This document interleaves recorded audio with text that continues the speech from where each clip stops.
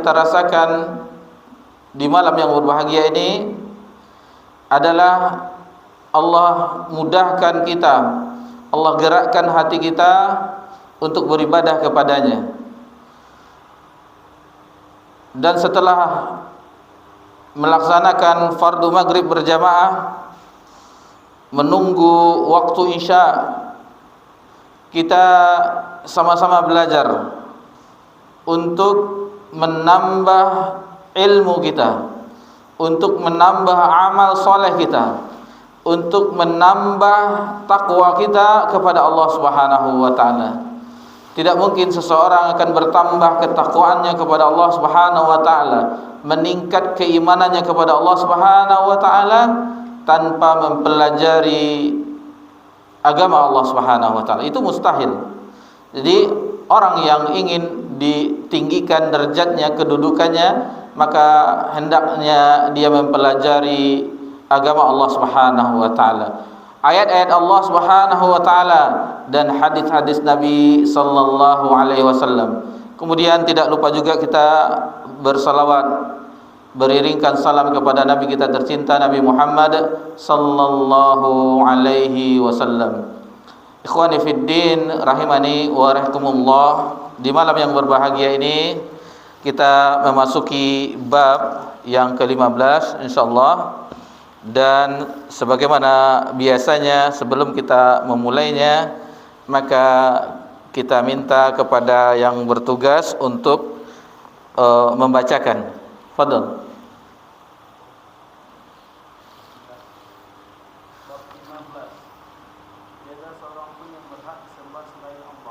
Baik. Di bab yang ke-15 ini, pada bagian kalau kita lihat yang buku bahasa teks Arabnya itu tidak ada babnya. Jadi setelah babun langsung firman Allah Subhanahu wa taala, langsung disebutkan qaulullahi taala di dalam surah yang pertama dalam surah Al-A'raf langsung. Jadi tidak ada nama babnya di buku versi bahasa Arabnya. Namun kalau kita di terjemahan yang ada di tangan kita masing-masing itu disebutkan judul babnya, bahwasanya tiada seorang pun yang berhak disembah selain Allah. Tiada seorang pun yang berhak disembah selain Allah. Di dalam bab ini ada beberapa dalil yang dibawakan oleh muallif, di antaranya dalam surah Al-A'raf ayat 191, 192, kemudian dalam surah Fatir ayat 13 sampai 14, kemudian hadis diriwayatkan oleh Imam Bukhari dan Imam Muslim dari sahabat Abu Hamzah Anas bin Malik radhiyallahu anhu. Dan di ayat ini juga, nanti di hadis ini juga sebab-sebab turunnya ayat firman Allah Subhanahu wa taala dalam surah Ali Imran ayat 128. Kemudian hadis dari Ibnu Umar juga diriwayatkan oleh Imam Bukhari, dan yang terakhir di dalam Sahih Bukhari bahwasanya nanti akan kita bahas masing-masingnya, akan kita ketahui. Intinya bahwasanya di bab ini dijelaskan, dibawakan dalil-dalil berkenaan tentang bab ini. Kita langsung saja memahami dalil-dalil yang dibawakan oleh muallif rahimahullah taala pada bab ini. Tafadhal.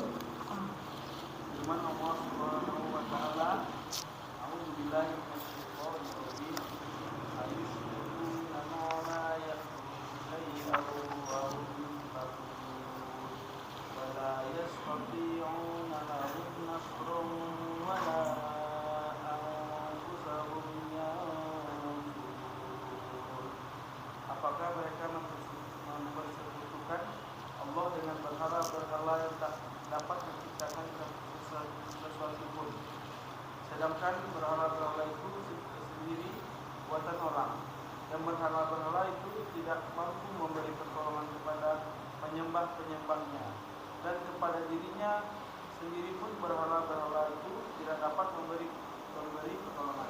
Nah, ini dalil yang pertama dibawakan oleh muallif rahimahullah taala pada bab ini, bab yang ke-15. Di dalam firman Allah Subhanahu wa taala dalam surah Al-A'raf ayat 191, 192, qaulullah ta'ala, Allah Subhanahu wa taala berfirman, ayusyrikuna ma la yakhluqu syai'a wa hum yukhlaqun. Apakah mereka orang-orang yang mempersekutukan Allah Subhanahu wa taala dengan berhala-berhala yang tidak dapat menciptakan sesuatu pun, sedangkan berhala-berhala itu sendiri adalah buatan orang, buatan manusia. Di sini dijelaskan, diajak kita berpikir bagaimana seseorang menyembah sesuatu yang dia buat sendiri, sebagaimana ayah dari Nabi Ibrahim alaihissalam, Azar, itu salah satu penghasilannya, ma'isyahnya adalah memahat patung berhala. Mereka sendiri yang membuat, lalu mereka menyembahnya.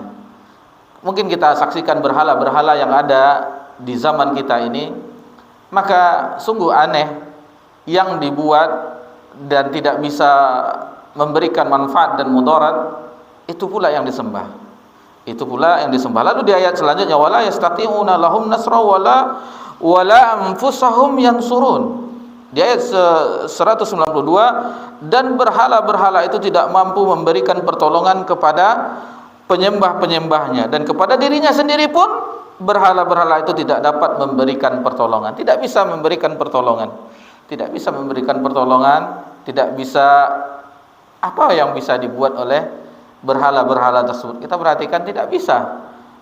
Kalau dilihat aktivitasnya, kita yang lebih banyak aktivitasnya dari yang disembah-sembah selain Allah Subhanahu wa taala. Kita bisa kemana, kita bisa melakukan aktivitas, kita bisa berbicara, kita bisa melihat.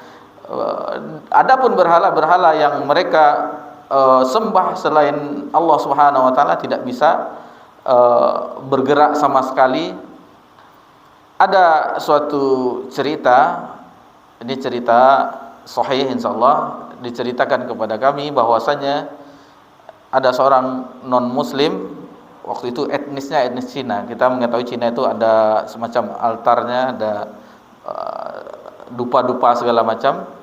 Lalu di tempat ibadah mereka itu, di rumahnya masing-masing, biasanya di ruko-ruko kita lihat ada semacam bludru merah, dihias-hias, ada lampu-lampunya. Maka lewatlah seekor kucing, lalu menyenggol patung yang mereka menyembahnya, lalu jatuh, pecah. Alhamdulillah, dengan kejadian itu akhirnya dia berpikir, ini yang disembah tetapi pecah, ada apa ini? Lalu akhirnya alhamdulillah Allah bukakan hatinya, akhirnya yang non muslim tadi memeluk agama Islam, bersyahadat, alhamdulillah. Ayat ini disebutkan dalam surah Al-A'raf ayat 191-92. Maksud mempersekutukan di sini adalah dalam beribadah. Itu maksudnya. Jadi ayusyrikuna ma la yakhluq. Ayusyriku maksudnya di dalam peribadatan. Jadi ayat ini dijelaskan oleh ulama tafsir, ini mengecam, memperingatkan kepada orang-orang yang menyembah selain Allah Subhanahu wa taala, terutama orang-orang musyrikin yang mereka tidak bersyahadat. Ini kita arahkan ke situ dulu, karena perbuatan syirik itu bisa juga, sebagaimana pelajaran kita sebelumnya, itu bisa juga dilakukan oleh orang yang bersyahadat. Mereka menyembah Allah, tetapi di samping itu mereka juga mengibadahi yang lain. Dan ini adalah yang kita singgung, adalah orang pelaku kesyirikan yang besar, yang mereka tidak menyembah Allah Subhanahu wa taala sama sekali. Mereka menyembah selain Allah Subhanahu wa taala. Lalu dikecam di ayat ini, lalu diajak berpikir bagaimana keadaan mereka yang sebenarnya, yang mereka sendiri tidak dibuat sendiri dan tidak bisa memberikan manfaat sedikit pun, dan tidak bisa memberikan wala anfusahum yansurun. Jangankan untuk menolong yang beribadah kepadanya, kepada berhala tersebut, menolong diri dia sendiri tidak bisa. Seperti tadi yang sesembahannya disenggol oleh kucing, jatuh, pecah, tidak bisa untuk menolong dirinya sendiri. Jadi ini sedikit bagaimana ayat ini memberi pengaruh bagi kita untuk membuat kita berpikir dan menguatkan akidah kita, i'tikad kita bahwa satu-satunya yang berhak disembah adalah Rabbul Alamin, Rabbuna Allah Subhanahu wa taala. Sebenarnya ayat-ayat mengenai ini masih banyak senada, seperti dalam syarahnya disebutkan dalam surah Al-Furqan ayat 3, begitu juga dalam surah Al-A'raf ayat 188 dan dalam surah Al-Jin ayat 21-23, dalam surah Yusuf ayat 40. Cuman kita tidak sebutkan sebagaimana pelajaran kita sebelumnya. Kalau kita sebutkan, maka waktu untuk mencarinya dan untuk memperdengarkan ayatnya, membacakan ayatnya akan memakan waktu, karena insyaallah nanti kita akan membawakan kisah tentang perang Uhud. Karena di sini nanti disinggung tentang kisah perang Uhud. Jadi kita akan mengisahkan sedikit tentang perang Uhud, tentunya secara ringkas. Dalil yang kedua, tafadhal.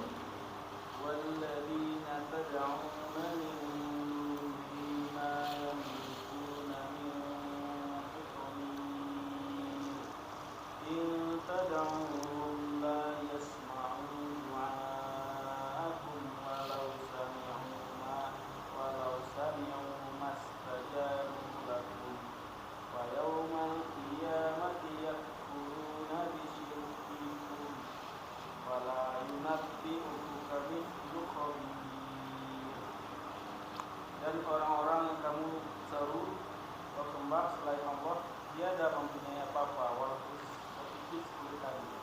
Jika kamu menyeru mereka, mereka tidak mendengar seruanmu. Dan kalau mereka mendengar, mereka tidak dapat memperkenankan permintaanmu. Dan di hari kiamat mereka akan mengingkari kesyirikanmu, dan tidak ada yang dapat memberikan keterangan kepadamu sebagaimana yang diberikan yang Maha Mengetahui.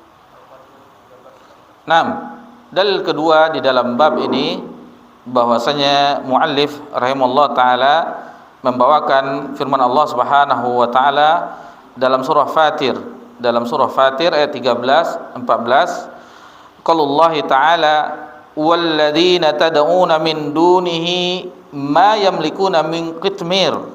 Jadi Allah Subhanahu wa taala berfirman di dalam surah Fatir ayat 13 sampai ayat 14, orang-orang yang kamu seru, maksudnya yang kamu seru ini yang kamu sembah, beribadah kepadanya, tunduk kepadanya, min duni, selain Allah Subhanahu wa taala, ma yamlikuna min qitmir, tiada mempunyai apa-apa walaupun setipis kulit air.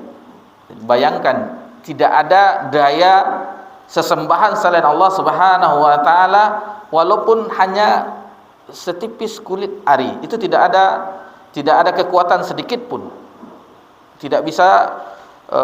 Di ayat yang lain pernah kita singgung juga di kajian kita, jangankan untuk mencipta yang langit, bumi, alam semesta beserta isinya, menciptakan seekor lalat pun itu tidak bisa.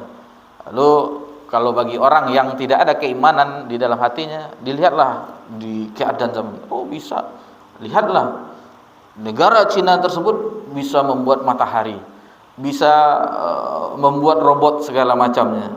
Ya, tetapi tidak seperti makhluk ciptaan Allah Subhanahu wa taala. Robot ada masanya, ada kekuatan lain, misalnya dengan baterai atau dengan tenaga power yang lainnya. Dan mataharinya apakah itu berhasil atau tidak, atau sekedar berita saja, tidak mungkin, mustahil sebagaimana matahari yang Allah ciptakan, yang berputar siang dan malam, dan terjadinya siang dan malam dengan adanya matahari terbit dan terbenamnya. Dan itu bermanfaat juga dengan makhluk yang lain. Sinar matahari tersebut tidak seperti buatan-buatan manusia tersebut. Apakah itu berhasil, kita tidak tahu. Bagaimana berita terakhir tidak tahu. Tapi dapat berita bahwasanya beberapa bulan yang lalu, setelah mereka bisa melakukan riset mereka itu, terjadilah banyak bencana-bencana di sebagian negeri mereka ada angin, ada banjir dan segala macamnya, itu saja mereka tidak bisa menolaknya, tidak bisa menolaknya. Lalu bagaimana dengan peristiwa-peristiwa besar yang lainnya yang mereka menganggap bahwasanya mereka juga mampu mencipta atau menemukan sesuatu, membuat sesuatu sebagaimana Allah Subhanahu wa taala juga mencipta. Itu tidak mungkin. Itu angan-angan mereka, upaya-upaya mereka, akan tetapi tidaklah sama sebagaimana yang Allah Subhanahu wa taala ciptakan. In tad'uuhum la yasma'u du'aakum. Dan kalau mereka mendengar, mereka tidak dapat memperkenankan permintaanmu. In tad'uuhum la yasma'u du'aakum. Jika kamu meminta kepada mereka, mereka tidak mendengar permintaanmu. Walau sami'u mastajabu lakum. Dan kalau mereka mendengar, mereka tidak dapat memperkenankan permintaanmu. Jadi mastajabu lakum. Wa yaumal qiyamati yakfuruna bisyirkikum wa la yunabbi'uka mithlu khabir. Di akhir ayatnya, di hari kiamat mereka akan mengingkari kesyirikanmu dan tidak dapat memberikan keterangan kepadamu sebagaimana diberikan oleh yang Maha Mengetahui. Jadi pada ayat ini Allah Subhanahu wa taala mengabarkan tentang kondisi-kondisi orang-orang yang memanjatkan doa kepada selain Allah Subhanahu wa taala. Orang yang meminta kepada selain Allah Subhanahu wa taala. Kalau yang tadi di ayat sebelumnya juga dijelaskan, ini lebih ditekankan lagi. Tidak bisa, baik itu dari apapun, hatta malaikat yang terdekat kepada nabi yang diutus, itu tidak bisa. Selain Allah Subhanahu wa taala tidak bisa memberikan manfaat dan mudarat. Itu harus kita yakini. Yang bisa memberikan manfaat dan mudarat hanya Allah Subhanahu wa taala. Lalu dengan kejadian-kejadian, misalnya ada sesuatu yang itu pas juga kejadiannya dengan misalnya sembuh, ada seseorang berobat ke orang pintar misalnya lalu sembuh. Itu kesembuhan itu ujian bagi orang yang melakukannya. Ujian apakah mereka beriman kepada syariat Allah Subhanahu wa taala atau kufur, atau mereka tetap melakukan itu akan tetapi melanggar perintah Allah Subhanahu wa taala.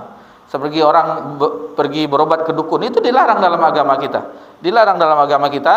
Akan tetapi bagi orang yang tidak mengindahkan larangan tersebut, mereka tetap melakukan.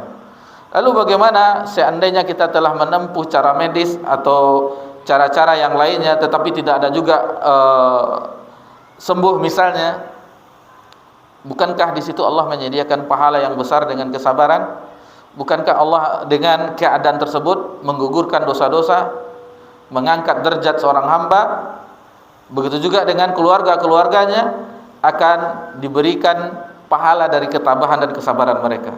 Jadi tidak ada satupun. Yang penting Allah Subhanahu wa taala mempunyai syariat larangan yang apabila itu dilanggar, meskipun itu ada keberhasilan di situ, akan tetapi kita telah melanggar hukum-hukum Allah Subhanahu wa taala. Lalu apa bedanya kita berobat dengan misalnya secara medik? Orang yang berobat secara medik itu dengan ilmu, dengan penelitian, dengan racikan obat-obat yang mereka lakukan di laboratorium ilmiah. Misalnya diberi ini,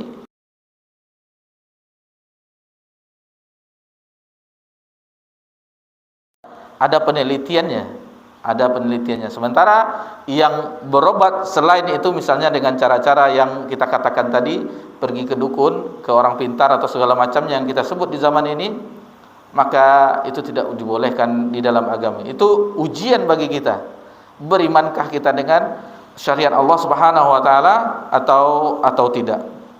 Di sini bagaimana keadaan orang ini? Di ayat ini dijelaskan keadaan orang-orang yang kita titik tekatkan di sini, ma yamlikuna min qitmir, yang tidak mempunyai apa-apa walaupun setipis kulit ari, tidak ada.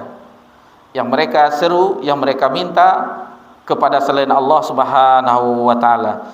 Jadi ini membuat kalau kita mempelajari ayat-ayat seperti ini, maka akan membuat kita berpikir, menelaah ayat ini, maka oh iya, timbullah keyakinan dalam hati kita bahwasanya apa yang mereka seru, apa yang mereka minta kepada Sayyidina Allah tidak memperkenankan dan tidak mengabulkan keinginan mereka, tidak mengabulkan keinginan mereka. Lalu ada yang kadang ada juga orang membantah, ada sebagai dialog, saya sudah lama berobat, sudah habis, bahkan sudah sudah pakai BPJS, tetapi tidak kunjung sembuh. Lalu ada orang menyebutkan kepada saya, berobatlah ke situ. Akhirnya saya tempuh A, B, C daerah ini, akhirnya sembuh, di entah mana yang menyembuhkan, tapi dengan tidak lewat medik. Bagaimana? Dengan cara-cara yang kita sebutkan, pergi ke perdukunan atau segala macamnya. Ya mungkin saja Allah itu kita jawab secara agama kita, Allah menguji kita dengan kesembuhan itu.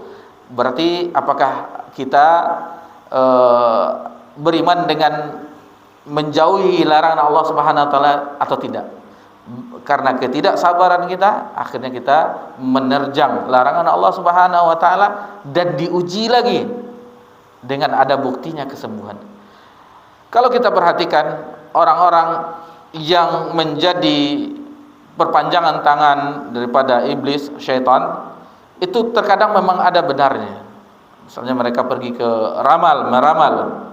meramal, lalu dikatakan begini, ternyata itu benar. Ikhwani fiddin rahimakumullah, bahwasanya dukun-dukun yang ada di permukaan bumi ini memang terkadang dari satu kebenaran yang mereka dapatkan, yang berita itu dicuri oleh jin-jin dan setan-setan dari langit, akhirnya mereka turun sampai ke permukaan bumi. Mereka bisikkan ke dukun, perpanjangan tangan dari iblis tersebut, maka akhirnya satu kebenaran berita dari langit yang mereka curi, satu kebenaran, akan tetapi mereka telah melakukan beribu-ribu kebohongan. Jadi terkadang memang ada juga benarnya sesuai dengan apa yang mereka katakan tukang ramal tersebut, akan tetapi mereka telah melakukan beribu-ribu kebohongan. Itu harus kita yakini. Harus kita yakini. Lalu di sini disebutkan kitmir. Kitmir itu kalau kita makan kurma, misalnya buka puasa, ada di bijinya itu semacam putih-putih, itu setipis kulit itulah yang dikatakan kitmir, yang putih itu. Setipis kulit ari, atau salak juga ada itu. Sebelum kita makan salak ada tipis. Kita juga ada kulit ari kita. Itu tidak ada sedikit pun orang-orang yang diseru selain Allah Subhanahu wa taala mempunyai kekuasaan walaupun hanya setipis kulit ari tersebut. Lalu Allah Subhanahu wa taala menjelaskan di sambungan ayat berikutnya, inna tad'uhum la yasma'u du'aakum. Jika kamu menyeru mereka, mereka tiada mendengar seruanmu. Walau sami'u mastajabu lakum. Dan kalau mereka mendengar, mereka tidak dapat memperkenankan permintaanmu. Karena yang mengabulkan doanya Allah Subhanahu wa taala. Itu harus kita yakini, Kemudian wa yaumal qiyamah yakfuruna bisyirkikum, dan di hari kiamat mereka akan mengingkari kesyirikan yang kamu lakukan. Jadi dengan demikian semakin jelaslah bagi kita di ayat ini bahwa Allah Subhanahu wa taala yang sesuatu yang diseru kepada selain Allah Subhanahu wa taala itu adalah kesyirikan. Wa yaumal qiyamati yakfuru bisyirkikum. Menurut Al-Hafiz Ibnu Katsir, maksudnya adalah mereka berlepas diri, sebagaimana di pertemuan kita sebelumnya dalam surah Ibrahim itu, bagaimana berlepasnya iblis, syaitan kepada orang-orang yang telah mengikuti tipu daya iblis atau syaitan. Jadi ketika dibangkitkan di hari kiamat, bahwasanya engkau wahai iblis atau syaitan telah menyesatkan kami, dan iblis dan syaitan pun berlepas diri terhadap bahwasanya sesungguhnya Allah berjanji, janji Allah adalah hak, dan aku pun berjanji, janjiku adalah dusta. Tetapi kenapa kamu mengikutiku, terbujuk rayu dengan rayuanku? Ini nanti mereka, para iblis dan syaitan berlepas diri juga di hari kiamat kelak. Wala yunabbiuka mithlu khabir, dan tidak ada yang dapat memberikan keterangan kepadamu sebagai yang diberikan yang maha kuasa. Maksudnya tidak ada yang dapat memberikan keterangan yang serupa kepadamu tentang akibat-akibat ini. Tidak ada yang bisa memberikan akibat-akibat berbagai perkara kesudahannya seperti yang diberikan kepada yang maha mengetahui. Jadi apa yang akan terjadi di akhirat kelak, apa yang kita lakukan pelanggaran, apa yang kita lakukan berupa kepatuhan, itu semuanya telah diberitahu oleh yang maha mengetahui, telah dikabarkan semuanya. Tidak ada satupun yang terluput. Apapun sekecilnya keburukan di dalam agama, di atas dunia ini telah diberitahu oleh Allah Subhanahu wa taala dan telah dijelaskan oleh Nabi sallallahu alaihi wasallam. Begitu juga dengan keburukan, semuanya telah disebutkan di dalam firman Allah Subhanahu wa taala dan juga telah dijelaskan oleh Nabi kita tercinta Nabi Muhammad sallallahu alaihi wasallam. Namun semua perintah dan larangan tersebut tidaklah kita bisa mengetahuinya tanpa mempelajarinya. Itu sudah pasti itu. Kenapa? Karena masih banyak pelajaran-pelajaran ayat-ayat yang belum kita ketahui. Mungkin di bab 15 ini kita mungkin 10%-nya belum membahas firman Allah Subhanahu wa taala. Memang di dalam bab-bab itu ada terkadang 3 ayat dibawakan atau 2 hadis dibawakan, tetapi masih banyak ayat-ayat, 6.236 ayat di dalam Al-Quran Al-Karim yang belum kita pahami semuanya. Mungkin sebagian kecil, mungkin Al-Fatihah kita telah mendengar tafsirnya, atau di dalam juz amma kita telah mengetahuinya, mempelajarinya. Lalu bagaimana dengan juz yang pertama, kedua, ketiga, dan sampai 30 juz? Bagaimana kita bisa mengetahui firman Allah? Begitu juga dengan hadis Nabi SAW. Kita belum ada satupun tamat Sahih Bukhari, Sahih Muslim, Sunan Abi Daud, Ibnu Majah, An-Nasai, At-Tirmizi. Itu yang kutubus sittah saja kita belum menamatkan. Jangankan kutubus sittah, Sahih Bukhari pun kita belum membacanya satupun. Maksudnya dari awal sampai akhir belum kita tamatkan. Jadi bagaimana luasnya ilmu Allah Subhanahu wa taala, agama ini luas. Jadi harus kita ketahui bahwanya di dalam kitab Al-Usul Salasah, matan Al-Usul Salasah, bima arafta rabbak, bagaimana engkau mengetahui Rabbmu? Ketika ma'rifatullah, mempelajari, mengenal Allah Subhanahu wa taala, bi ayatihi wa makhluqatihi, dengan ayat-ayatnya dan dengan makhluk-makhluknya. Ayat-ayat Allah ada yang qauliyah dan ada yang kauniyah. Qauliyah yaitu firman Allah Subhanahu wa taala. Ada yang kauniyah, itu tentang alam semesta ini. Tentang alam semesta ini, waktu itu kita kita sebutkan bagaimana alam semesta ini diingkari oleh seorang ateis ketika berdebat dengan Imam Abu Hanifah rahimahullah taala. Lalu Imam Abu Hanifah mengatakan, bagaimana menurut Anda jika sebuah batera atau kapal berlabuh di sungai Efrat atau Tigris, lalu turun sendiri muatannya, dia berlabuh sendiri, lalu setelah turun muatannya naik sendiri muatannya? Mustahil. Kalau tentu ada yang melakukannya, ada yang bekerja, ada nahkodanya, awak kapalnya dan yang lain-lainnya. Kata Imam Abu Hanifah, itu saja Anda mengatakan mustahil, lalu bagaimana alam semesta ini terjadi dengan sendirinya tanpa ada yang menciptakannya? Lalu dibantah oleh Imam Abu Hanifah bahwasanya alam semesta ini tentu ada yang menciptakannya. Mustahil alam ini ada saja tanpa ada yang menciptakannya. Baik, mungkin kita azan dulu.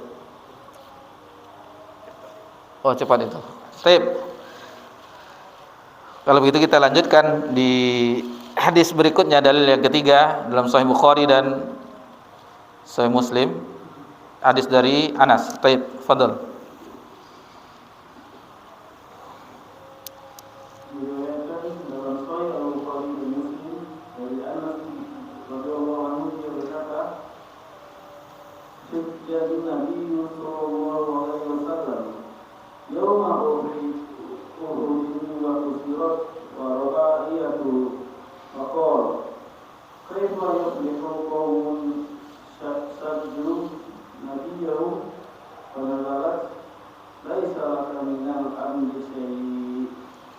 Pada waktu peperangan Uhud, Nabi SAW terluka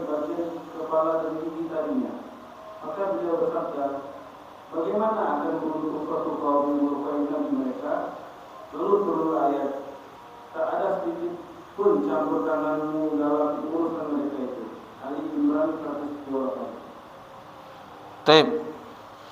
Kemudian dalil berikutnya pada bab yang ke-15 ini, muallif rahimahullah taala membawakan wa fis sahih an Anasin qala, di dalam sahih maksudnya di dalam sahih Bukhari dan sahih Muslim, an Anas Abu Hamzah Anas bin Malik radhiyallahu anhu, khadim Nabi sallallahu alaihi wasallam, pelayan Nabi sallallahu alaihi wasallam. Dan kita mengetahui Anas bin Malik salah seorang sahabat yang banyak meriwayatkan hadis dari Nabi sallallahu alaihi wasallam, di antara 7 yang paling banyak meriwayatkan hadis dari Nabi sallallahu alaihi wasallam, dan lebih dari 10 tahun Anas bin Malik radhiyallahu anhu lebih 10 tahun tinggal bersama Nabi sallallahu alaihi wasallam, dan Nabi sallallahu alaihi wasallam tidak pernah memarahi Anas bin Malik. Lebih 10 tahun sebagai pelayan Nabi sallallahu alaihi wasallam, tetapi tidak pernah satu kali pun dimarahi oleh Nabi sallallahu alaihi wasallam. Bayangkan akhlak Nabi kita tercinta, Nabi sallallahu alaihi wasallam. 10 tahun orang bekerja dengannya, tidak pernah dimarahi. Coba kita kalau bekerja sekarang, mungkin dalam satu hari itu ada saja yang atasan kita yang memarahi kita, menegur kita. Karena tetapi Nabi SAW tidak pernah. Tidak. Mengapa engkau lakukan gini? Kenapa kamu tidak melakukan ini? Tidak pernah Nabi SAW memarahi Anas bin Malik. Beliau berkata, sujjan nabiyyu yauma Uhudin wa kusirat raba'iyatah. Jadi disebutkan oleh Anas bin Malik, pada waktu perang Uhud Nabi terluka di bagian kepala dan gigi taringnya. Faqal, maka Nabi sallallahu alaihi wasallam bersabda, kaifa yuflihu qaumun syajju nabiyahum. Bagaimana akan beruntung suatu kaum yang mereka telah melukai nabi mereka. Panazalat, lalu turunlah firman Allah Subhanahu wa taala, laisa laka minal amri syai'. Jadi tak ada sedikit pun campur tanganmu dalam urusan mereka itu. Dalam surah Ali Imran ayat 128. Jadi hadis ini berkenaan tentang bagaimana keadaan Nabi sallallahu alaihi wasallam ketika perang Uhud, mendapatkan luka pada wajah dan gigi taring beliau sallallahu alaihi wasallam. Nanti setelah azan insyaallah akan kita bawakan sedikit secara ringkas tentang peristiwa perang Uhud insyaallah. Fadhil.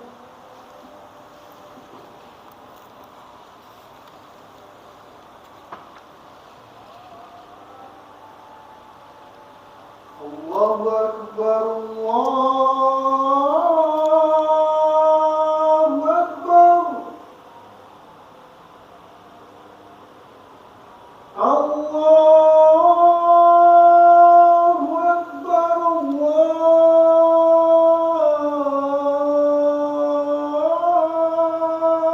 Allahu Akbar.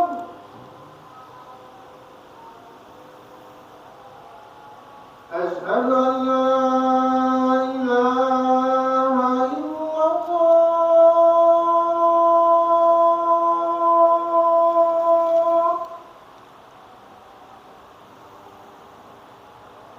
Asyhadu an la ilaha illallah.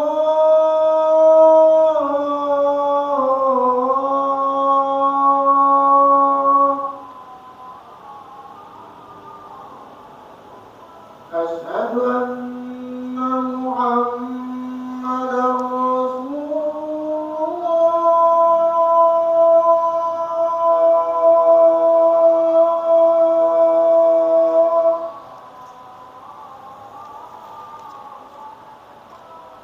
Asyhadu anna Muhammadar Rasulullah.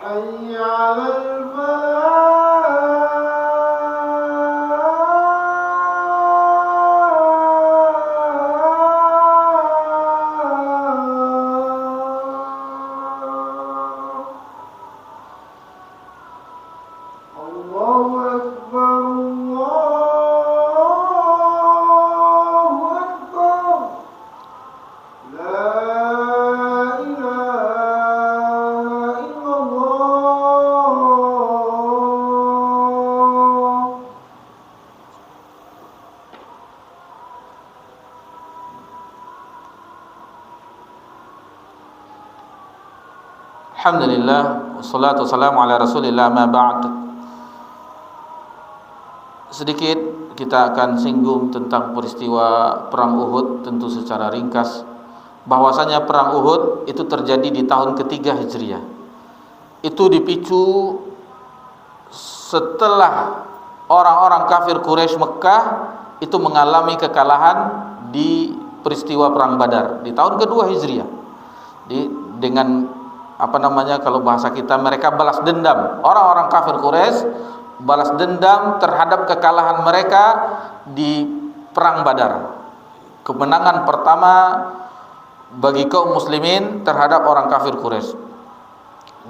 Dipicu oleh Abu Sufyan bahwasanya kita telah dipermalukan oleh Muhammad dan sahabat-sahabatnya, maka dikumpulkanlah, dipancingnya dengan hartanya 1000 ekor kuda dan peralatan harta-harta peralatan perang, dan akhirnya yang lain pun ikut serta. Pasukan yang besar, termobilisasi pasukan yang besar, dan berita itu disampaikan oleh Abbas bin Abdul Muthalib, salah seorang paman Nabi SAW. Lalu dikirim berita bahwasanya orang-orang kafir Quraisy Mekah akan menyerang Nabi, kaum muslimin, di orang-orang beriman di kota Madinah. Mendengar itu, kebiasaan Nabi sallallahu alaihi wasallam dan para sahabat musyawarah mufakat. Mereka katakan, lalu dapat usulan di antara mereka mempunyai usulan bahwasanya kita akan sambut mereka di Madinah. Jadi perperangannya di Madinah. Karena lorong-lorong Madinah hanya kita yang menguasainya. Orang-orang kafir Quraisy tidak mengetahui, jadi kondisi peperangan bisa kita yang menguasainya. Lalu dipatahkan dengan yang lain, tidak mungkin. Itu salah satu pendapat salah seorang tokoh munafik, Abdullah bin Ubay, mengatakan bahwa kita berperangnya di Madinah. Lalu dibantah dengan pendapat yang lain, tidak mungkin, karena di Madinah ada para wanita, perempuan, anak-anak dan yang lainnya, dan akan dirusak bangunan-bangunan kita. Kita akan songsong mereka. Maksudnya kita keluar dari Madinah akan kita sambut pasukan kafir Quraisy. Dan di hari Jumatnya Nabi SAW khutbah, lalu memberikan peringatan, dan setelah sholat asar, pada asar Nabi SAW masuk rumah, lalu lengkaplah pakaian Nabi dengan perlengkapan perang, pakai topi baja dan segala macamnya, pakai baju besi, bawa pedang dan peralatan perang lainnya, siap. Lalu datanglah utusan, ada beberapa sahabat, ya Nabi Allah, begini. Lalu Nabi SAW bersabda, tidak pantas bagi seorang Nabi yang telah menggunakan pakaian perangnya lalu dia membuka kembali, kecuali Allah Subhanahu wa taala yang telah memutuskan antara dia dan musuhnya, maksudnya dengan menang atau yang lainnya. Tapi itulah bagaimana seorang nabi kalau sudah memasang, sudah menggunakan pakaian perang siap tempur, maka tidak dibuka lagi. Akhirnya di keesokan harinya, di hari Sabtu, mereka pasukan waktu itu kaum muslimin, orang-orang beriman dari kota Madinah itu bisa berjumlah 1000 pasukan. Jadi lebih banyak daripada peristiwa perang Badar yang hanya sekitar 333 pasukan dari kaum muslimin. Sebenarnya Nabi SAW sebelumnya juga pernah bermimpi bahwasanya ketika itu Nabi pernah mengayunkan pedangnya patah. Itu pertanda bahwasanya mereka mengalami kekalahan. Lalu diayunkan lagi, akhirnya mereka mengalami kemenangan. Dan Nabi SAW melihat adanya sapi yang mati. Sapi yang mati itu menandakan bahwa di peristiwa perang itu ada di antara sahabat Nabi SAW yang gugur sebagai syuhada. Dan di antaranya paman beliau Hamzah bin Abdul Muthalib sebagai singa Allah yang gugur pada pertempuran di Uhud tersebut. Setelah mereka sampai di Uhud, akhirnya ada perang tanding. Sebelumnya kita singkat karena itu kebiasaan Nabi SAW melihat pasukan, memberikan pengarahan kepada pengasuhan. Ternyata ada di antara mereka yang belum layak untuk pergi perang. Belum layak pergi perang karena belum cukup umur. Di antaranya Samurah bin Jundub itu umurnya belum 15 tahun, dan Rafi' bin bin Jundib, lupa kita, Rafi' itu juga belum 15 tahun. Lalu Nabi menyuruhnya untuk kembali karena belum ada syariat untuk mereka, karena umur mereka belum 15 tahun, belum baligh, belum dewasa, belum bisa mengikuti peperangan jihad ini. Lalu Rafi' mengatakan, ya Rasulullah, sesungguhnya saya memiliki keahlian. Lalu dia katakan dia bisa memanah. Lalu dites, ada sasaran, memang tepat panahannya. Lalu tidak ketinggalan juga Samurah, sesungguhnya saya bisa berkelahi. Maka diteslah dengan Rafi', akhirnya dia mengalahkan Rafi'. Akhirnya Nabi SAW mengizinkan dua yang belum balik ini untuk ikut karena mereka mempunyai keahlian. Lalu setelah mereka berjumpa, dengan singkat cerita, berjumpa dua pasukan antara pasukan Nabi SAW dan para sahabat dan orang kafir Quraisy yang dipimpin oleh Abu Sufyan ketika itu. Karena sebagian mereka ada yang belum memeluk Islam, Abu Sufyan belum memeluk Islam. Kemudian Khalid bin Walid belum memeluk Islam. Kemudian Ikrimah bin Abi Jahal itu belum memeluk Islam. Mereka semuanya adalah orang-orang yang menguasai strategi peperangan. Seperti Khalid bin Walid terkenal dan alhamdulillah di masa Islamnya memperoleh kemenangan dengan pasukannya. Sebelum dimulai, maka diajak oleh Talhah bin Abi Talhah dari pasukan kafir untuk perang tanding. Jadi zaman dahulu kalau pasukan berhadapan itu belum perang berkecamuk, perang besar, ada perang tanding namanya. Ditantang oleh Talha bin Abi Talha. Lalu majulah Zubair bin Awwam maju, dan ketika itu Zubair pun mengalahkan Talha hingga tewas. Lalu Nabi SAW bersabda melihat kejadian itu, inna likulli nabi hawariyah, sesungguhnya setiap nabi itu ada penolong. Wa hawari Az-Zubair, dan penolongku adalah Az-Zubair. Lalu kita singkat cerita, terjadilah peperangan, berkecamuk peperangan. Maka awalnya peperangan dikuasai oleh orang beriman. Karena kita lihat bagaimana di situ ada Ali, ada Zubair, ada Talha, ada Abu Talha, Sa'ad bin Abi Waqqas, Talha bin Ubaidillah, dan sahabat-sahabat yang lainnya, Hamzah. Bagaimana peperangan yang sangat sengit. Lalu di kejadian ini maka peristiwa yang besar, diantaranya yang syahid adalah Hamzah bin Abdul Muthalib.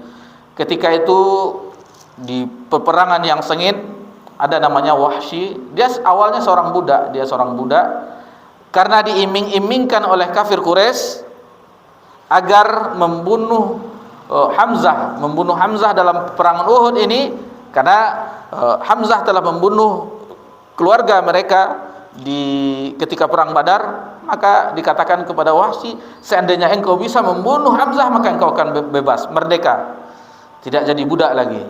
Akhirnya memang tujuan dari Wahsy itu mengintai terus gerakan dari Hamzah. Bagaimana singa Allah yang berperang dengan gagah berani di kancah pertempuran yang sengit, yang merobohkan bukan 10 orang dirobohkan oleh Hamzah, singa Allah radhiyallahu anhu. Lalu mengendap-endap di persembunyian. Kemahiran Wahsy adalah dengan tombaknya. Lalu dengan dibidiknya dengan tepat, lalu diayunkannya, akhirnya tombak itu menancap ke dada, ke hulu hati Hamzah. Lama-kelamaan, walaupun dalam keadaan terluka, masih sempat juga melakukan peperangan. Akhirnya sudah, karena keadaan kondisi yang parah, apalagi di sini tepatnya, maka akhirnya Hamzah pun singa Allah wafat ketika itu. Dan diantara lagi kesatria yang wafat ketika itu Mus'ab bin Umair. Kita mengetahui Mus'ab bin Umair adalah orang yang pertama yang Nabi SAW utus untuk berdakwah di Yasrib, Madinah. Yang pertama kali mendakwahkan Islam adalah Mus'ab bin Umair, seorang pemuda. Dia seorang pemuda diutus oleh Nabi dari Mekah ke Madinah untuk mendakwahi orang-orang Yathrib Madinah. Jadi Madinah sebelumnya namanya Yathrib. Dan ketika itu beliau pun wafat sebagai syuhada, Mus'ab bin Umair. Adapun ketika penguburan Mus'ab bin Umair, bayangkan keadaan orang dahulu, saking kekurangannya. Kata periwayat, ketika Mus'ab bin Umair dikubur, ketika ditutup kepalanya dengan kain kafan, kelihatan kakinya. Dan ketika ditutup kakinya, kelihatan kepalanya. Akhirnya Nabi SAW mengatakan bahwasanya ditutup kepalanya dan kakinya ditutup dengan pepohonan, rumputan-rumputan yang ada di sekitar situ. Dan kuburan mereka pun secara massal. Yang pertama kali dimasukkan ke dalam liang lahat adalah yang paling banyak hafalan Al-Qur'annya. Ini salah satu keutamaan orang yang hafal Quran. Yang pertama didahulukan adalah orang yang paling banyak hafalannya. Lalu kesatria yang kita jumpai di peristiwa perang Uhud adalah Thalhah bin Ubaidillah, bukan Thalhah bin Abi Thalhah yang perang tanding tadi, karena orang Arab ini namanya sama. Thalhah bin Ubaidillah yang gelarnya adalah asyahidu hayyu, syahid yang masih hidup. Di antara bentuk kepatriotannya ketika kaum muslimin terdesak, bahkan Nabi SAW pun terdesak. Jadi awalnya mereka menang, lalu dibisikkan oleh setan. Setan berteriak, iblis ketika itu, sesungguhnya kalian telah menang.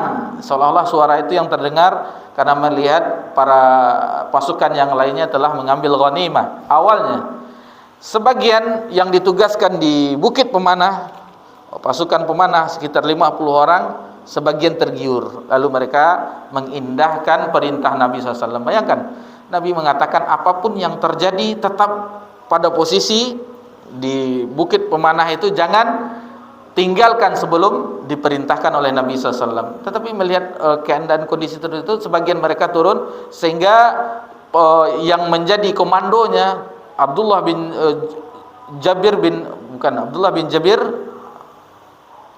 Jubair, bukan Zubair, bahwasanya jangan tinggalkan. Nabi berpesan seperti ini. Melihat kondisi itu, Khalid bin Walid melihat, begitu juga diikuti dengan Ikrimah. Akhirnya mereka memutar sehingga berada di posisi belakang pasukan pemanah. Ya, mereka sudah sedikit, akhirnya kalahlah, tewaslah yang tinggal itu.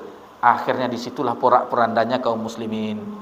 Perhatikan pelajaran bahwasanya satu pelanggaran tidak patuh kepada Nabi SAW, tidak patuh terhadap perintah Nabi SAW, itu lihat bagaimana pelajaran yang kita dapatkan. Lalu bagaimana akan kuat umat di zaman ini yang mereka semua melanggar perintah Nabi SAW, banyak melanggar perintah Nabi SAW. Tidak akan mungkin umat ini akan dimenangkan oleh Allah Subhanahu wa taala, karena mereka masih banyak melanggar apa yang disyariatkan oleh Nabi SAW.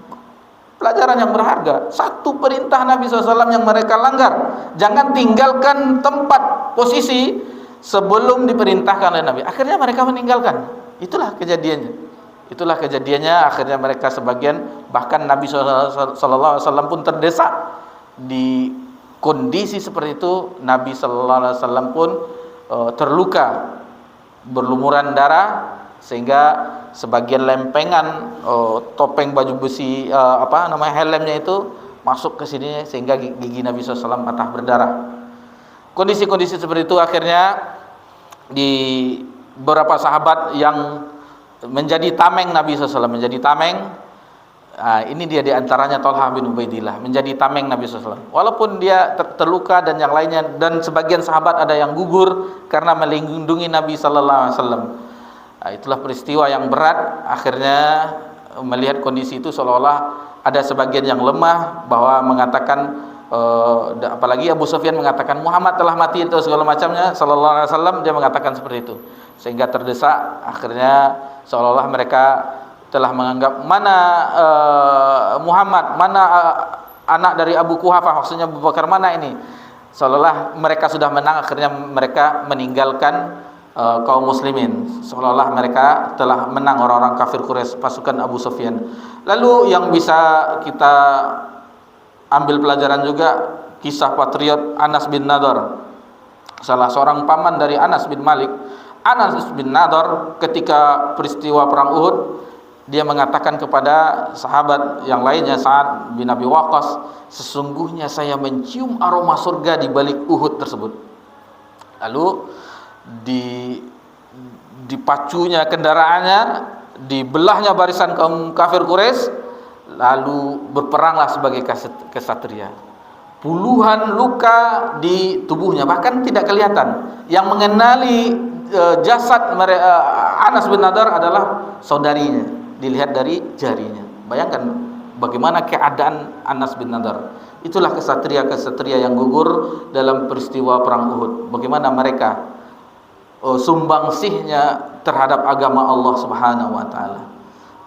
Dan bahkan setelah mereka wafat pun Nabi SAW sesekali ada pergi ke Uhud untuk mengunjungi para syuhada Uhud. Lalu Nabi mengatakan, salamun alaikum bima sabartum fa ni'ma uqbad dar, yaitu keselamatan atasmu terhadap kesabaranmu dan kenikmatan yang kesudahan yang baik bagi orang-orang yang apa namanya, yang menempuh kebaikan tersebut. Lebih kurang itu maknanya. Dan setelah Nabi SAW wafat, Abu Bakar pun seperti itu, sesekali juga mengunjungi tempat pemakaman syuhada Uhud. Begitu juga dengan Umar, Utsman dan yang lainnya, mendoakan mereka. Dan bagi kita, insyaallah semuanya, mudah-mudahan Allah mudahkan untuk haji dan umrah. Itu kalau kita di kota Madinah, salah satu city tournya juga bisa mengunjungi Uhud dan syuhada Uhud. Maka itu ada suatu peristiwa yang terjadi sudah ratusan tahun setelah mereka wafat, di zaman Khalifah terjadi banjir atau apa, maka masih utuh jasad mereka, para syuhada Uhud, karena mereka adalah orang-orang yang syahid. Jenazah mereka utuh sebagaimana para nabi dan rasul, jenazah mereka utuh. Dan begitu juga dengan orang-orang penghafal Al-Quran, orang hafiz Quran, itu jenazahnya juga utuh sebagaimana para syuhada, jenazahnya juga utuh. Itu sedikit sekilas balik tentang peristiwa perang Uhud yang bisa kita ambil pelajaran yang sangat berharga, bagaimana kesatria Islam ini yang mereka berperang dengan sampai mereka wafat sebagai syuhada. Taib, kita lanjutkan ke dalil berikutnya, hadis dari Ibnu Umar. Fadhil. Dan diriwayatkan dalam Sahih Al-Bukhari dari Ibnu Umar radhiyallahu anhu bahwa dia mendengar Rasulullah sallallahu alaihi wasallam setelah terluka di bagian kepala dan sisi kakinya sewaktu perang Uhud, berdoa tatkala mengangkat kepalanya dan rukuk pada rakaat terakhir dalam salat subuh. Allahumma al'an fulanan wa fulanan ba'dama yaqul sami'allahu liman hamidah rabbana wa lakal hamd. Ya Allah, laknatlah si fulan dan si fulan, yaitu sesuai beliau mengucapkan sami'allahu liman hamidah rabbana wa lakal hamd. Sesudah itu Allah pun menurunkan firman-Nya, laisa laka minal amri syai'. Baik. Ikhwani fiddin rahimanillah, dalil yang dibawakan oleh muallif pada bab ini yaitu wa fihi an Ibnu Umar radhiyallahu anhuma, yaitu dari Abdullah bin Umar. Abdullah bin Umar, kita mengetahuinya salah seorang sahabat juga, anak dari Umar bin Khattab, yang senantiasa mengikuti Nabi sallallahu alaihi wasallam, berusaha mencontoh Nabi sallallahu alaihi wasallam dalam setiap keadaan, dalam setiap geraknya, gaya langkah jalannya, gaya minumnya. Pokoknya dia ingin bagaimana meniru Nabi sallallahu alaihi wasallam. Dalam satu safar Nabi pernah berputar-putar kendaraannya di situ, Abdullah bin Umar juga melakukannya.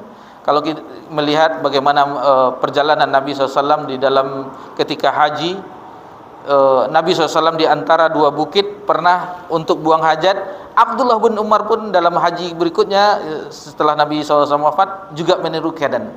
Apapun bentuk yang dia ketahui, yang dia dengar dari apa yang dilakukan oleh Nabi SAW dikerjakan oleh Abdullah bin Umar radhiyallahu anhu. Annahu sami'a Rasulullah sallallahu alaihi wasallam, sesungguhnya saya mendengar Rasulullah SAW bersabda, yaqul idza rafa'a ra'sahu minar ruku'i farraqa'ah al-akhirah minal fajr.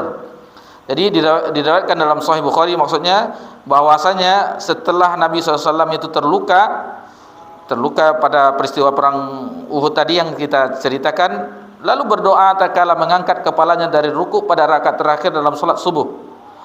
Allahumma al'anhu fulana wa fulana. Ya Allah, laknatilah si fulan dan si fulan. Ba'da ma yaqulu sami Allahu liman hamidah, setelah sami. Jadi pada saat posisi i'tidal di rakaat kedua dalam salat fajar. Rabbana walakal hamd. Fa anzalallah laisa laka minal amri syai', tidak ada sedikit pun campur tanganmu dalam urusan mereka. Jadi ini namanya kunut nazilah. Kunut nazilah. Kunut nazilah nanti ada di riwayat berikutnya, bahkan Nabi SAW pernah menyebut nama satu persatu. Dan akhirnya itu pun tidak dibolehkan oleh, kata Allah Subhanahu wa taala, laisa laka minal amri syai'. Lalu Nabi tidak melakukan kunut nazilah. Itu lebih kurang 1 bulan lamanya Nabi melakukan kunut nazilah. Itu bukan di subuh saja, di zuhur, asar, di waktu salat yang lainnya. Mungkin kita beranggapan bahwasanya, tapi kita tidak mengetahui di dalam kitab Al-Um, mungkin salah satu hadis yang dikuatkan oleh Imam Syafi'i dalam mazhabnya mungkin ini salah satunya, adanya kunut subuh yang merutinkannya. Allah taala a'lam. Taib. Menurut riwayat lain, beliau mendoakan semoga Safwan bin Umayyah, Zuhair bin Amr dan Al-Harits bin Hisham dijauhkan dari rahmat Allah. Maka turunlah ayat laisa laka minal amri syai', tidak ada sedikit pun campur tanganmu dalam urusan mereka itu. Al-Imran 128. Nah, wa fi riwayatin, jadi di riwayat yang lain tadi, yang riwayat yang tadi dari Abdullah bin Umar dalam Sahih Bukhari, Nabi SAW berdoa dalam kunut nazilah, Allahumma al'anhu fulanan wa fulan. Tidak disebutkan siapa saja. Namun di riwayat ini disebutkan beliau yad'u ala Safwan bin Umayyah wa Suhail bin Amr wal Harits bin Hisham fa nazalat laisa laka minal amri syai'. Disebutkan namanya. Siapa saja yang dilaknat disebut Safwan bin Umayyah, Suhail bin Amr dan Al Harits bin Hisham, agar dijauhi dari rahmat Allah Subhanahu. Maka turunlah ayat di dalam surah Ali Imran ayat 128. Laisa laka minal amri syai', maka tidak ada sedikit pun campur tanganmu dalam urusan mereka. Taib.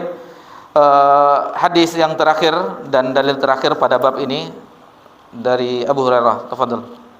Diriwayatkan pula dalam Sahih Bukhari dari Abu Hurairah radhiyallahu anhu, dia berkata, ketika diturunkan kepada Rasulullah sallallahu alaihi wasallam ayat wa anzir ashiratakal aqrabin, dan berilah peringatan kepada kerabat-kerabatmu yang terdekat. Asyura 214. Beginilah beliau bersabda, Ya ma'syara Quraisy, istaru anfusakum, la ughni ankum minallahi syai'a. Ya Abbas ibn Abdul Muttalib, la ughni anka minallahi syai'a. Ya Safiyyah ammata Rasulillah, la ughni anki minallahi syai'a. Ya Fatimah bintu Muhammad, salini min mali ma syi'ti, la ughni anki minallahi syai'a. Wahai sekalian kaum Quraisy, tetaplah diri kalian dari siksa Allah dan dengan memurnikan ibadah kepadanya. Sedikit pun aku tidak berguna bagi kalian di hadapan Allah. Wahai Abbas bin Abdul Muttalib, sedikit pun aku tidak berguna bagi dirimu di hadapan Allah. Wahai Safiyah binti Rasulullah, sedikit pun aku tidak berguna bagi diriku di hadapan Allah. Dan wahai Fatimah putri Muhammad, mintalah kepadaku yang kamu inginkan dari hartaku, dari hartaku. Sedikit pun aku tidak berguna bagi dirimu di hadapan Allah. Nah, ini di hadis terakhir di bab ini, dalil terakhir, wa fi an Abi Hurairah radhiyallahu anhu qol, dia dari Abu Hurairah semoga Allah meridainya, qama Rasulullah sallallahu alaihi wasallam, ketika Nabi sallallahu alaihi wasallam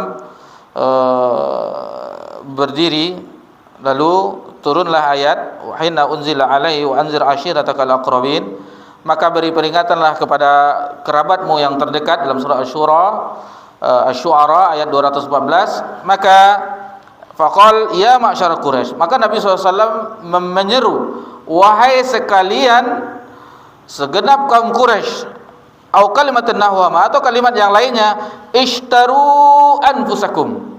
Nabi mewasiatkan bahwasanya kepada segenap orang Quraisy, bahwasanya Nabi mengatakan, tebuslah diri kamu sekalian dari siksa Allah. Maksudnya dengan memurnikan ibadah kepada Allah Subhanahu wa taala.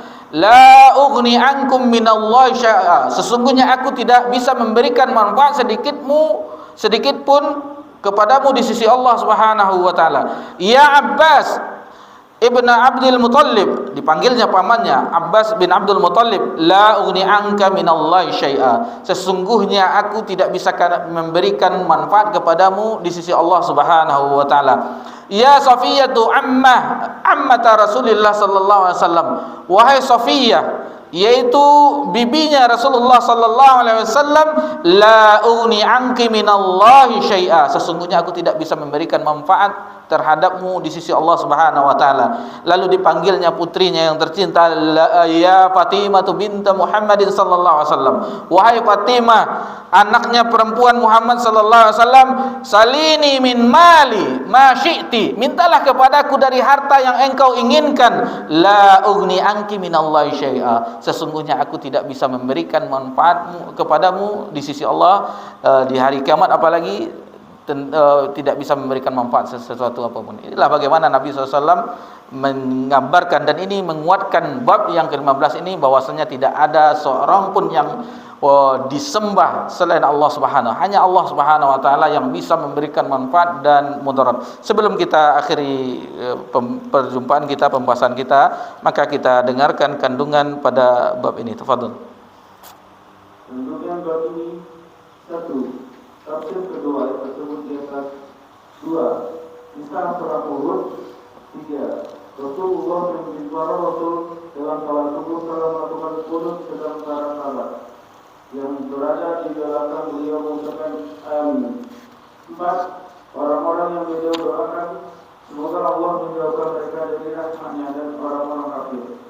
Yang 5. Orang-orang kafir itu telah berbuat amal yang tidak dilakukan oleh banyak orang kafir, antara lain melukai Nabi dan berambisi sekali untuk membunuh beliau, serta mereka merusak, memutilasi tubuh para korban yang terbunuh. Padahal korban-korban tersebut adalah anak pemimpin mereka sendiri. Yang keenam, tentang perbuatan mereka itu, Allah telah menurunkan firman-Nya kepada beliau, laisa laka minal amri syai', tidak ada sedikit pun campur tangan dalam urusan mereka itu. Al-Imran 128. Yang ketujuh, Allah Subhanahu wa taala berfirman, au yatubu alaihim au yu'adzibahum, atau Allah menerima taubat mereka atau mengazab mereka. Al-Imran 128. Kemudian Allah pun menerima taubat mereka dengan maksudnya mereka ke dalam Islam dan menjadi orang-orang yang beriman. Yang kedelapan, melakukan qunut nazilah, yaitu qunut yang dilakukan ketika berada di dalam keadaan marah bahaya. Yang 9, menyebutkan nama-nama beserta nama-nama orang tua mereka yang mendoakan terhadap di dalam salat, tidak membatalkan salat. Yang ke-10, boleh melaknat orang kafir tertentu dalam qunut.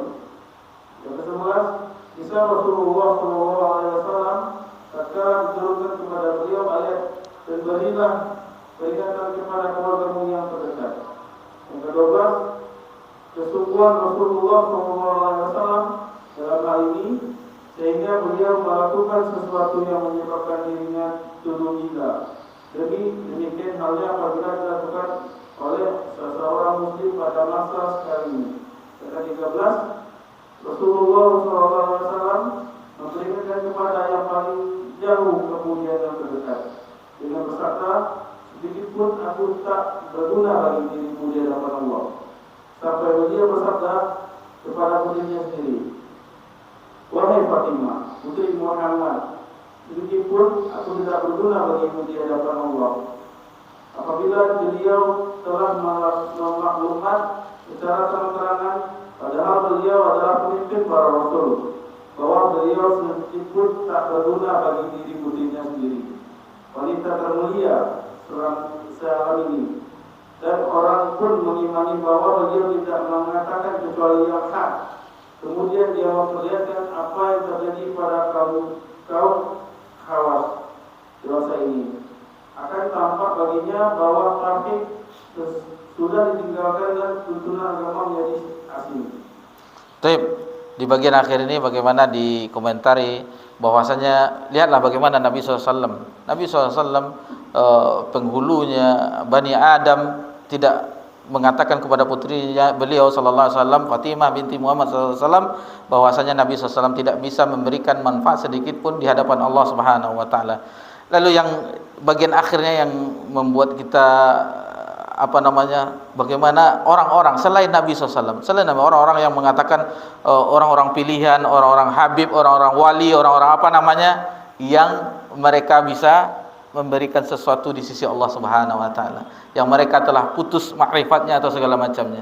Kan bagaimana lucunya kita melihat pengakuan-pengakuan mereka, sementara Nabi SAW mengatakan la ughni anki minallahi syai'a, sesungguhnya aku tidak bisa memberikan manfaat kepadamu di sisi Allah di hari kiamat kelak. Sementara mereka bisa mengatakannya. Wah, kan kalau seandainya kita dakwahkan, murnikan lagi agama ini, malah kita dianggapnya aneh, sebagaimana Nabi SAW juga dianggap asing, gila atau segala macamnya. Tetapi yang hak itu tetap kita sampaikan.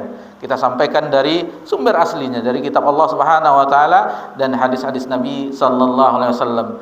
Dan akan mudah-mudahan yang suara yang sedikit ini alhamdulillah akan didengar siapapun yang mau mendengar, dan kita berusaha akan menjelaskan agama Islam ini sebagaimana sebenarnya. Karena kita berada di zaman ini yang kita tidak menemukan bagaimana Islam itu yang sebenarnya.